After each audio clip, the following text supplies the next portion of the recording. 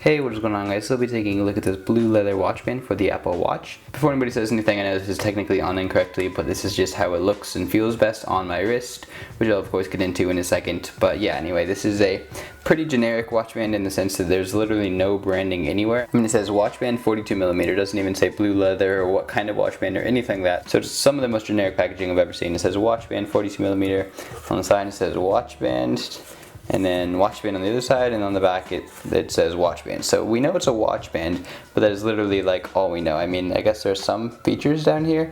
It says contracted design style with you life contracted, not simple. Leather strap, become soft, make you more wearing more. Okay, so really bad translations to English down here are the only product features. It'd be nice if those were left off because you wouldn't see the bad English translations, but that's not a huge deal. But yeah, as for like what company makes this or anything that, you have no indication. There isn't any branding or anything that on the watch band. There's no branding on the packaging or anything like that, which isn't super bad for the consumer, but as for the actual company, I don't know why they would do that. I mean, simply like writing your name even on a sticker or something like that will definitely increase the chances of your product being reordered and whatnot. Like if you are wearing this band and somebody asks, what's the company that makes this band, or where can I get that?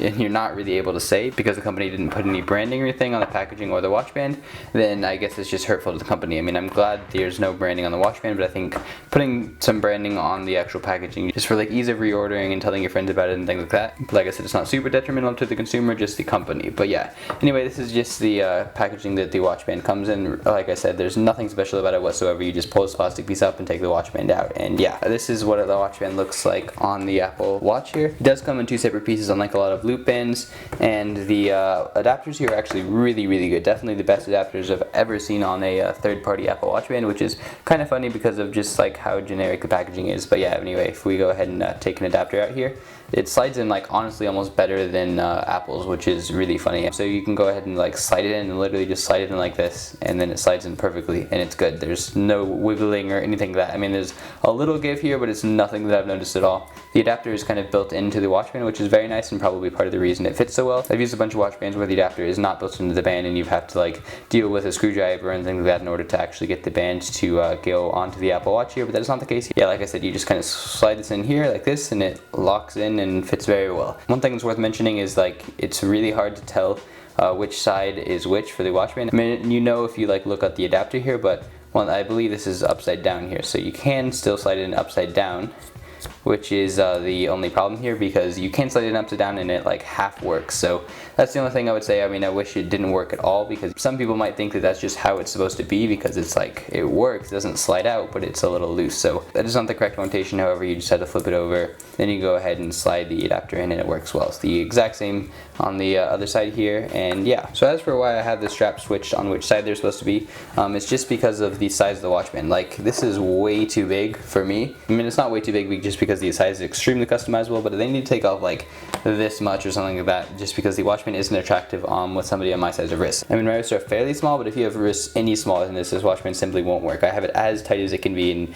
just because of that it makes it look unattractive because you can actually see the end piece here, which I'll of course get into. But yeah, so we'll go ahead and put the watch band on here. If the sides the bands were on were flipped, this adapter would be sitting here, which is why it was unattractive, because you can kind of check the time from this angle here like this. So I was always seeing this and whatnot, and then it wasn't very good. So I flipped the sides the bands are on. Now the end of the band sits up here rather than down here. So we just bring this other end over here and kind of slide it through this little piece here. So yeah, I guess it would be more intelligent to kind of put this in before actually putting the watch band on here.